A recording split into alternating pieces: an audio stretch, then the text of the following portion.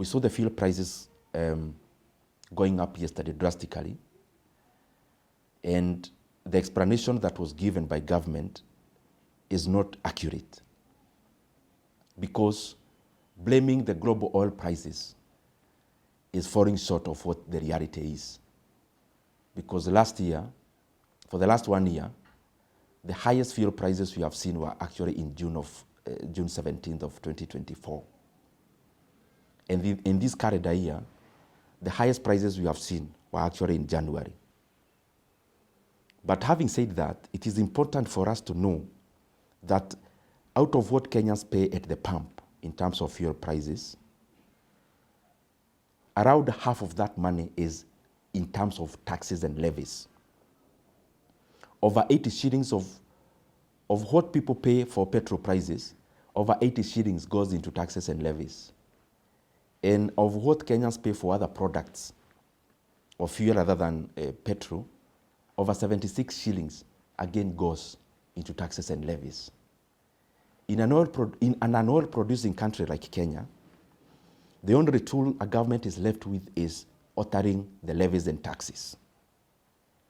This is where the problem is. The government of Kenya actually added a new levy last year of 7 shillings in the fuel prices.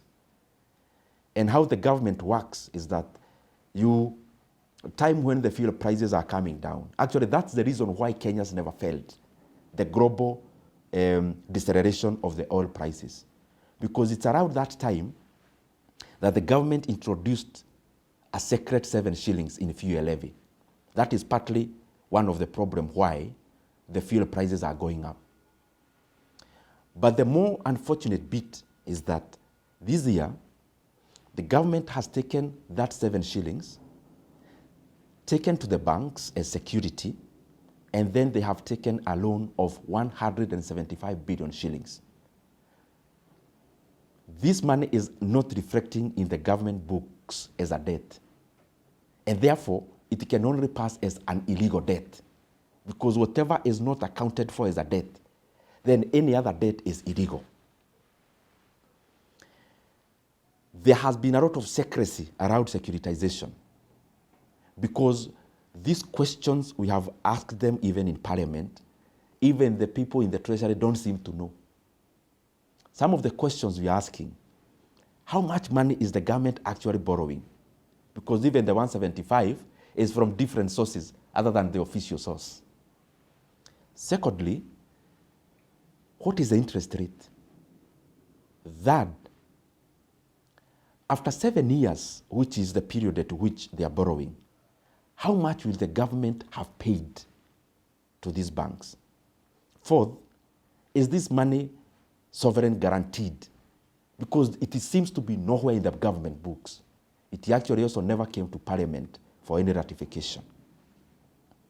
The problem of this is that we now have the government spending money in advance. They have already collected money in advance for the next 7 years. So if Kenyans demand lower fuel prices, and you've already taken loans using the levies and taxes, how are you going to alter the pump fuel prices? Because the only tool you have is taxes and levies, and it is the one that you've already securitized. And this securitization term is another dogma that is being brought around to confuse Kenyans. It is important for the government to be prudent. It is not fair, because we want to be clapped for today. We add fuel prices. We actually go to the banks and take loans using the same levy, which in a bad day is what Kenyans will demand it gets lowered for the fuel prices at the pump to actually be managed.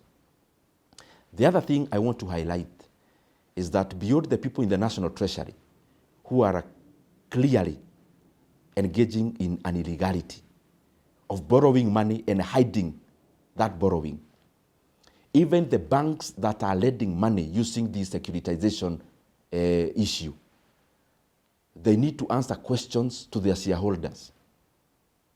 This money you are lending, how is it secured?